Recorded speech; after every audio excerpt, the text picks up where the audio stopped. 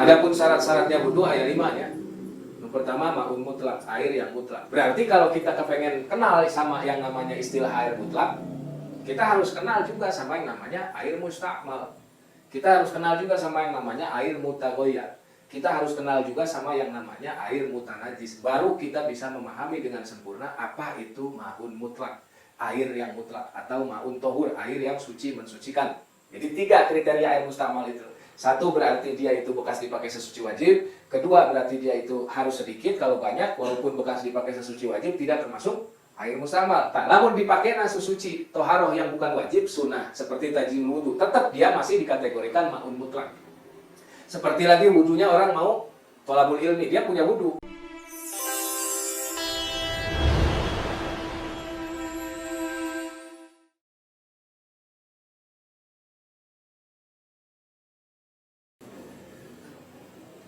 Bismillahirrahmanirrahim. Alhamdulillahirabbil alamin wa bihi nasta'in wa ala umuri dunya waddin. Wassalatu wassalamu ala sayyidil mursalin sayyidina wa maulana Muhammadin wa ala alihi wa sahbihi ajma'in, amma ba'du. Faqad qala al-musannif rahimahullahu ta'ala wa nafa'ana wa iyyakum fid din wad dunya wal akhirah ila an qala wa syurutuhu lan utawi pira-pira syarat wa syurutuhu lan utawi pira-pira syarat ayat tegese al-wudu wudu iku kasyurutil ghusli kaya pira-pira syarat adus iku khamsatun 5 ahaduha utawi salah sijine khamsah iku ma'un mutlakun banyu kang mutlak.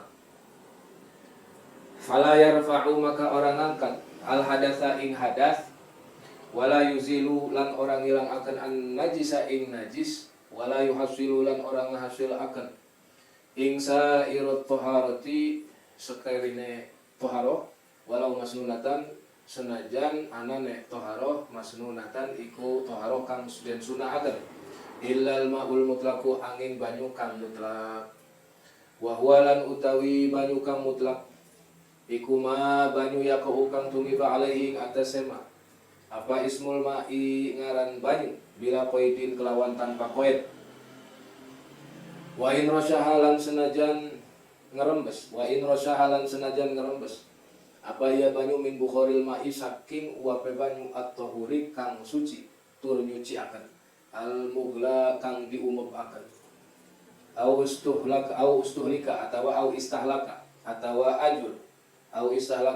ajur fihi ing dalem atawa ing dalem banyu al-khalitu apa perkara kang nyampuri au qaidin atawa kelawan qaid bimuwafaqatil waqi kelawan nyocoki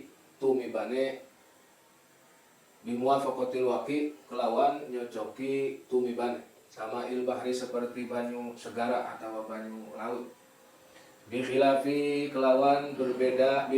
ma kelawan berbedane perkara layu dekaru kang ora disebut kang ora ditutur ya ma ila angin muqayyadan dikaedi kama ilwadi seperti atau kaya banyu mawar. Ghairu musta'malin banyu mutlak kang ora digunakaken, ghairu mustamalin banyu mutlak kang ora digunakaken fi fardhi taharatin ing dalem fardune sesuci. Min raf'i hadatsin bayane saking ngangkat hadas. Asghara kang cilik au akbaro atawa kang gede. Walau min tuhri hanafiyin senajan anane istimal iku tetep saking sesucine wong kang madhab Hanafi. Lam yanwi kang ora niat diaman iya Hanafi iya wong kang madhab Hanafi au sobiyin atawa sesucine bocah cilik lam yumayyiz kang durung tamyiz iya sobi li tawafin karena tawaf atawa kanggo tawaf wa izalati najisin atawa banyu kang durung dianggo ngilang akan najis walau ma'fuan senajan walau ma'fuan senajan den ma'fu apa anhu saking najis. Qalilan hale setitik ay hala kaunil mustamali qalilan hale setitik ay tegese hala kaunil mustamali tingkah anane banyu mustamal iku qalilan setitik. Aidunal kulatain tegese kang kurang saking rong kula. Fa in jumi'a maka umpama dikumpulaken apa al mustamalu banyu kang mustamal. Fabalago maka tumeka atawa dumugi ya banyu kang mustamal kulataini ing ukuran rong kula. Famutahhirun maka iku banyu kang nyuciaken. Kamalau jumi'a kaya barang lamun dikumpulaken apa al mutanajjisu banyu kang najis, banyu kang kena najis. Fabalago maka tumeka ia banyu mutanajis kulataini ing rong kula walam yatakoyar lan ora oah. Wa in qalla senajan setitik apa ia banyu ba'da tafriqihi ing dalam seuise misahaken banyu. Faulima maka den weruhaken apa anal istimala setuhune hukum mustamal iku layas butuh ora tetep ia hukum mustamal illa ma'aqilatil ma'i kecuali ing dalam serta setitik banyu. Ai tegese wa ba'da faslihi lan ing dalam sewise pisah banyu anil mahali saking tempat al mustamali kang den anggo. Walau hukman senajan kelawan hukum kaan jawaza kaya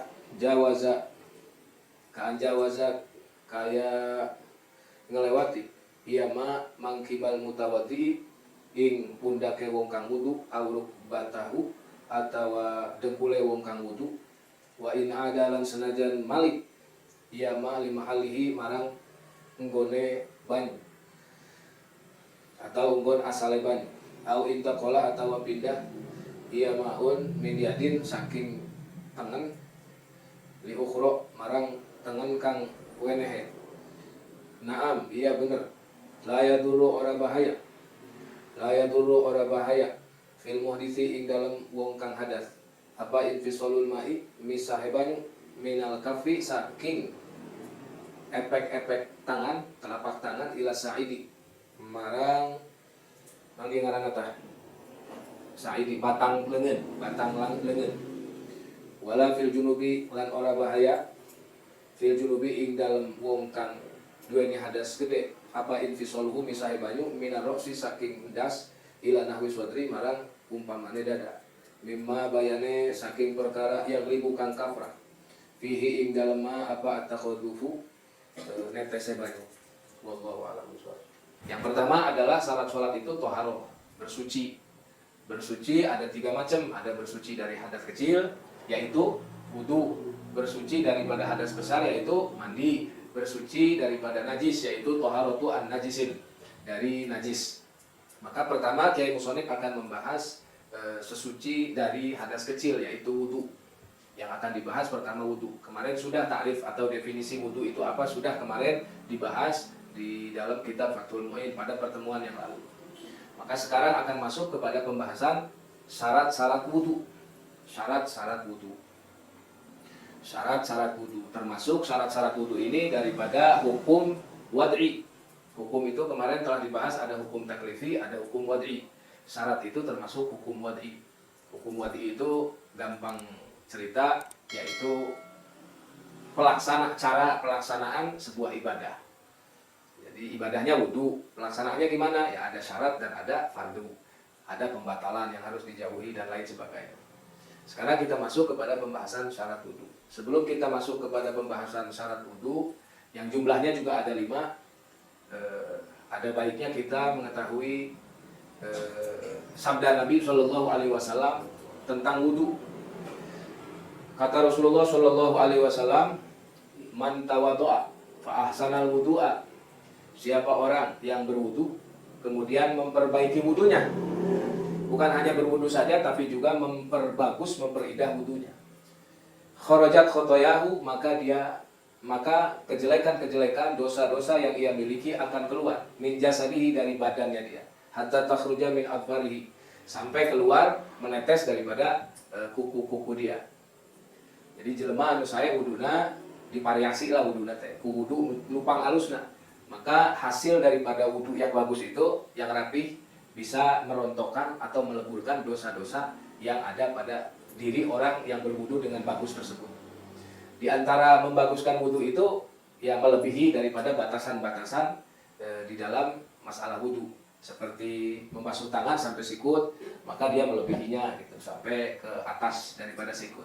Membasuh wajah, batasannya sudah jelas di dalam kitab fikih, maka dia melebihi daripada batasan wajah itu, bahkan sampai ke sebagian leher.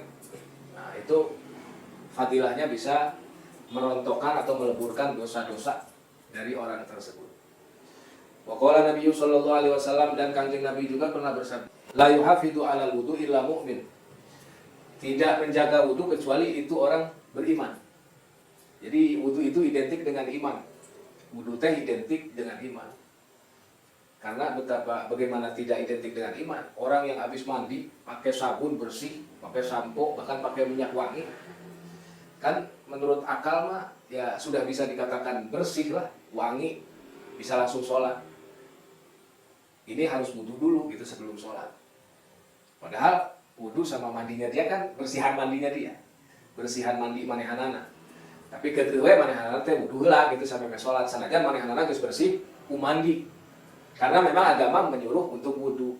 Jadi orang-orang yang berwudu itu identik dengan iman. Jadi al-wudu'u wal iman. Wudu teh iman teh. Jelema anu teu merhatikeun wudu berarti kirang patos sampurna kaimanana. Jelema anu merhatikeun pisan kana wudu berarti sampurna pisan kaimanana. Sebab yang namanya wudu itu identik sekali dengan yang namanya iman. Gitu. Urang geus bersih, berarti urang wudu gitu. Adapun syarat-syaratnya wudu aya 5 ya.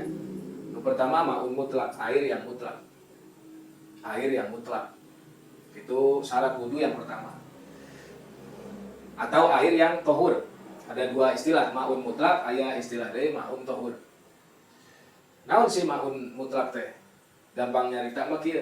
Ma'un mutlak itu air yang bukan mustamal, bukan mutaghayyar. Apalagi mutanajis. Apa sih air mutlak itu atau air tohur itu? Air yang bukan mustamal, bukan mutaghayyar, apalagi mutanajis. Itu adalah air mutlak. Berarti kalau kita kepengen kenal sama yang namanya istilah air mutlak, kita harus kenal juga sama yang namanya air mustamal. Kita harus kenal juga sama yang namanya air mutaghayyar. Kita harus kenal juga sama yang namanya air mutanajis. Baru kita bisa memahami dengan sempurna apa itu ma'un mutlak, air yang mutlak, atau ma'un tohur, air yang suci mensucikan, yang menjadi syarat wudu nomor pertama.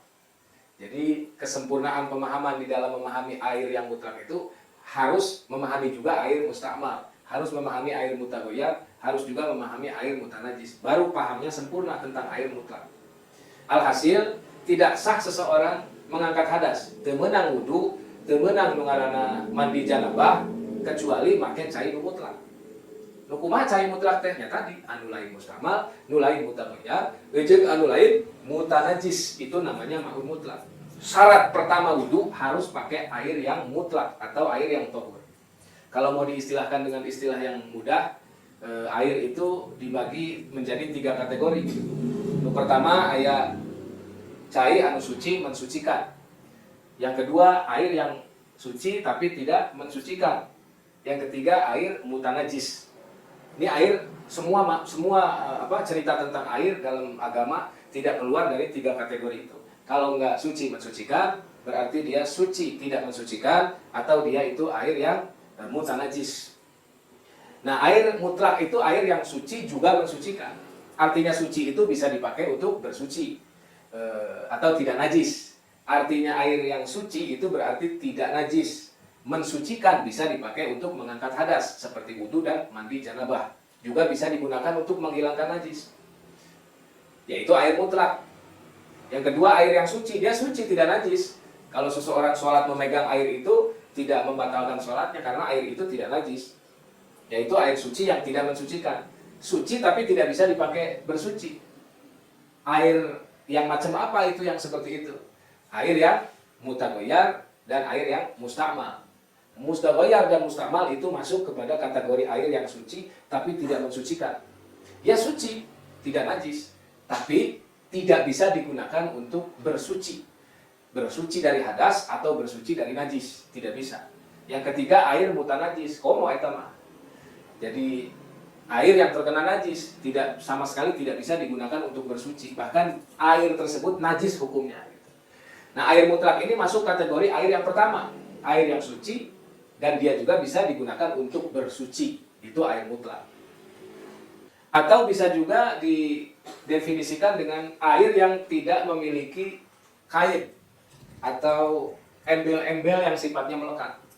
Air mutlak itu air yang tidak memiliki embel-embel yang sifatnya melekat. Tidak punya embel-embel. Ya air saja. Sah disebut itu sebagai air. Tidak memiliki embel-embel yang melekat. Itu air mutlak. Ada juga air yang memiliki embel-embel yang melekat. Sifatnya melekat. Ya. Gak bisa lepas. Seperti air kopi. Ditaruh di ember ya disebut air kopi. Ditaruh di gelas disebut air kopi. Ditaruh di gentong ya angger. Orang itu menyebut itu air kopi. Air teh juga begitu, air susu juga begitu. Nah itu sifatnya melekat. Nah air mutlak itu tidak melekat. Walaupun dia punya nama, ada sifatnya, tapi sifatnya tidak melekat. Embel-embel nanti yang melekat gitu. Dia berubah dengan berubahnya tempat. Contoh misalkan air sumur. Kita ambil air sumur itu kita pindahkan ke gentong. Maka namanya jadi robah. Tadinya air sumur, kemudian ditaruh di gentong. Jadi air apa? Air gentong. Tidak memiliki embel-embel yang bersifat melekat. Dia relatif. Ditempatkan di gentong jadi air gentong, ditempatkan di ember jadi air ember, ditempatkan di bak jadi air bak. Itu namanya air mutlak. Nah kalau yang sifatnya melekat, kait itu embel-embel. Kaitnya melekat, tidak bisa copot. Nah itu tidak termasuk air mutlak atau air tohur. Seperti kopi, teh, susu, air sabun. Ditaruh di mana aja orang nyebut itu air sabun. Ditaruh di ember air sabun, ditaruh di gelas, disuguhin buat tamu, ya tamu juga pasti mengatakan bahwa itu air sabun. Itu sifatnya atau kaitnya, embel-embelnya melekat. Itu bukan termasuk ma'un mutlak. Jadi karakteristik ma'un mutlak itu adalah air yang walaupun ada embel-embel, tapi embel-embelnya tidak bersifat melekat. Kaitnya itu tidak bersifat melekat. Jadi bisa berubah-ubah. Bisa juga didefinisikan dengan seperti itu. Nah kalau yang bersifat melekat, kaitnya itu bersifat melekat. Jadi embel-embelnya bersifat melekat. Ya antara dua. Kalau nggak dia termasuk golongan air yang mustama atau golongan air yang mutagoyar. Kayaknya lebih masuk ke kategori air yang mutagoyar. Yang kaitnya melekat itu seperti kopi, teh, itu kan melekat dipindahkan kemana saja, tetap orang nyebutnya itu air kopi dan itu air teh. Masuk kepada kategori air yang mutagoyar. Jadi sifatnya air mutlak, karakteristik air mutlak itu yang dia itu murni. Walaupun ada embel-embelnya bersifat robah, tidak melekat. Gitu. Itu namanya air mutlak. Dan air mutlak yang menjadi syarat wudu nomor 1 itu juga air yang ghairu mustamal. Jadi air mutlak saja tidak cukup untuk berwudu. Tapi juga dia harus ghairu mustamal. Belum pernah dipakai bersuci. Kalau sudah dipakai bersuci, seperti wudu, atau mandi junub, walaupun dia air mutlak, dia tidak terkategorikan air mutlak. Karena apa? Karena bekas dipakai wudu atau bekas dipakai mandi junub. Jadi air mutlak yang bagaimana? Syarat wudu yang pertama itu harus air mutlak. Air mutlak yang tidak atau belum dipakai bersuci wajib. Seperti wudu, orang yang batal wudunya, atau mandi junub. Ketika air mutlak itu bekas dipakai wudu, orang yang memiliki hadas, maka air bekas wudunya orang yang memiliki hadas itu tidak termasuk air yang mutlak. Tidak dikategorikan air yang mutlak. Atau air mutlak yang bekas dipakai sesuci wajib yang bentuknya mandi, janabah. Maka walaupun dia itu air mutlak, karena dia sudah dipakai yang namanya mandi junub, maka air itu tidak bisa dikategorikan sebagai ma'un mutlak. Jadi ma'un mutlak yang belum pernah dipakai sesuci wajib. Sesucinya wajib ya. Ada sesuci sunnah. Harus dipahami ya, ada sesuci sunnah. Sesuci sunnah itu, toharoh yang sunnah itu seperti apa? Seperti tajdidul wudu. Tajdidul wudu ini orang punya wudu. Kemudian dia sholat. Setelah sholat, belum batal wudunya. Datang waktu sholat selanjutnya. Dia wudu lagi. Padahal wudunya belum batal. Nah itu namanya tajdidul wudu. Nah wudunya orang yang belum batal wudunya, itu namanya tajdidul wudu. Dan itu wudu sunnah. Nah air bekas tajdidul wudu itu masih dikategorikan air mutlak. Karena yang tidak termasuk air mutlak itu yang pernah dipakai sesuci wajib. Adapun air yang mutlak pernah dipakai sesuci wajib itu bukan termasuk air yang mutlak. Jadi air mutlak itu air yang belum pernah dipakai sesuci wajib. Kalau sudah pernah dipakai sesuci wajib, berarti bukan dikategorikan ma'un mutlak. Walaupun sifat dan karakternya ma'un mutlak. Berhubung dia pernah dipakai wudu wajib ya. Berhubung dia pernah dipakai mandi wajib, maka dia tidak dikategorikan ma'un mutlak. Karena sudah dipakai sesuci anu wajib. Nah, lamun dipakai nasu suci toharoh yang bukan wajib sunnah seperti tajidul wudu, tetap dia masih dikategorikan ma'un mutlak. Seperti lagi wudunya orang mau thalabul ilmi, dia punya wudu ya tajidul wudu. Yang tadi contoh tajidul wudu pas. Jadi tajidul wudu itu memperbaharui wudu orang yang belum batal wudunya. Itu wudunya berarti dikategorikan wudu sunnah. Air bekas wudu sunnah tidak termasuk air mustamal. Oleh karena itu, karena tidak termasuk air mustamal, dia masih dikategorikan air mutlak dan bisa untuk dipakai bersuci. Bisa dikatakan itu air yang mustamal, bisa dikatakan itu air mustamal satu tadi.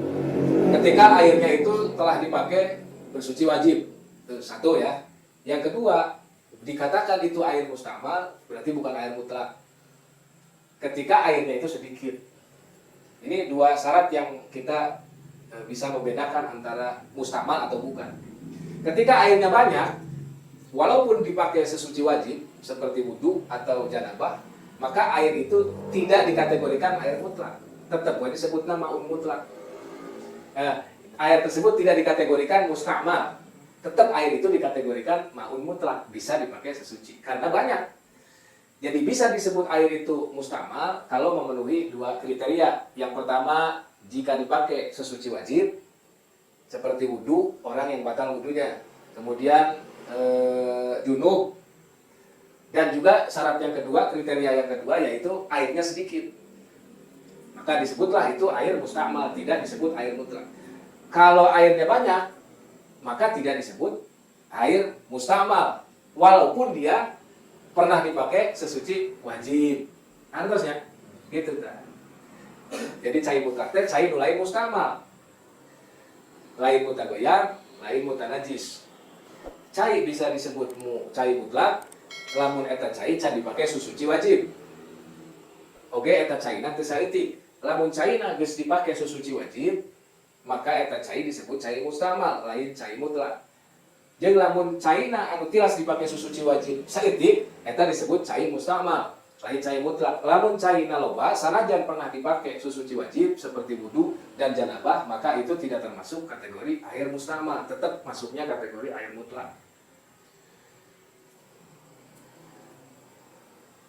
Ari saeutik jeung loba teh patokanana kumaha? Tah, aya istilah dua kulah dan di bawah dua kulah. Air yang di bawah dua kulah itu disebut air sedikit, air yang di atas dua kulah atau dua kulah lebih gitu, itu disebut air banyak. Jadi patokan saeutik jeung loba dina masalah cai nyaeta dua kulah. Lamun dua kulah berarti termasuk cai anu loba atawa leuwih. Kalau misalkan dua kulah kurang berarti termasuk kategori air yang sedikit. Kemudian Kiai Fathul Muin musannef di dieu mere cara kumaha lamun cenah aya cai mustamal saeutik supaya terjadi mustamal. Nah, ini masalah, permasalahan dina fikih. Ngakalan cai teh mustamal. Dina ember hejo mustamal, pernah dipakai sesuci wajib. Dina ember beureum mustamal, pernah dipakai sesuci wajib. Dua nana saeutik tidak memenuhi ukuran dua kulah, komo leuwih. Kurang ti dua kulah. Berarti air itu dikategorikan air yang sedikit. Di ember yang hijau airnya kurang dari 2 kulah, bekas dipakai sesuci. Di ember yang merah juga sama seperti itu. Gimana caranya supaya tidak jadi mustamal? Ya tinggal dihijikeun. Dua nana dihijikeun sampai dua-duanya itu memenuhi ukuran 2 kulah atau lebih. Maka yang tadinya itu hukumnya mustamal tidak menjadi mustamal. Kenapa tidak menjadi mustamal? Padahal tadinya mustamal. Karena 2 kulah dengan cara dikumpulkan menjadi satu. Robah pak hukum. Itu hukum tuh dina fikih mah gitu. Jadi bisa robah-robah. Bisa robah-robah. Air itu mustamal, jelas-jelas mustamal. Kenapa? Satu dipakai sesuci wajib, Dua dia sedikit, tapi jumlahnya banyak. Disatuin menjadi dua kula, maka hukumnya berubah. Nu tadina mustamal jadi henteu mustamal. Jadi maun mutlak, jadi maun tohur, air suci mensucikan. Bisa lagi dipakai untuk bersuci. Begitu juga dalam permasalahan air yang mutanajis. Kama lau jumi al mutanajisu fa balagha qullataini walam yataghayyar. Begitu juga dalam permasalahan air yang mutanajis. Tadi kan air yang mustamal dikumpulkan jadi satu menjadi dua kula. Maka yang tadinya mustamal menjadi tidak mustamal, bahkan bisa dipakai untuk bersuci. Nah, bagaimana kalau air ini mutanajis? Air mutanajis itu air yang terkena najis gitu. Air yang terkena najis, maka hukum air tersebut menjadi najis. Contoh misalnya ada air di ember kurang dari 2 kula, kejatuhan tai cacak, maka hukum air yang ada di dalam ember tersebut najis. Kena najis, mutanajis, menjadi najis. Terus ada lagi, satunya lagi di ember yang satunya lagi sama seperti itu. Ini gimana ini caranya supaya berubah hukumnya tidak menjadi mutanajis, bahkan menjadi air yang suci dan mensucikan bisa dipakai. Satukan, dikumpulkan jadi hiji. Dikumpulkan jadi hiji sehingga mencapai ukuran 2 kula atau lebih, dan syarat tidak berubah sifat-sifatnya. Maka yang tadinya mutanajis karena tai cacak tadi dikumpulkan jadi satu menjadi 2 kula, kemudian syaratnya dia tidak berubah, salah satu sifatnya dengan jatuhnya si tai cacak tadi, maka hukumnya berubah. Yang tadinya mutanajis airnya itu, maka menjadi air tohur, air mutlak, air yang suci mensucikan, bisa dipakai wudu, bisa dipakai mandi janabah. Jadi bukan hanya air yang mustakmal sedikit dikumpulkan jadi banyak kemudian menjadi air mutlak, air yang suci mensucikan, tapi juga air yang mutanajis kalau dikumpulkan jadi satu kemudian menjadi 2 kula, dan 2 kulahnya itu tidak ditemukan ada perubahan gara-gara najis yang tadi itu, maka dikategorikan air tersebut air yang mutlak, air yang bisa digunakan untuk bersuci. Jadi lamun air cai mutanajis itu ulah dibuang. Nah, itu ilmu maupun bisa ngamalkeun teu mubadir. Lamun teu boga ilmu maupun cai mutanajis ya dibuang ku manehanana teh. Pokna teh naon bahasana teh? Ieu cai mutanajis. Geus teu bisa dipakai, dibuang ku manehanana. Mubadir, Pak. Tapi kalau punya ilmunya gampang saja, tumplekkeun we kana bak nu gede. Tumplekkeun ka bak nu gede gitu. Sehingga bakna geus 2 kula tambahan deui ku eta. Jadi 2 kula. Kemudian baknya ya normal-normal saja, tidak tak goyar gitu.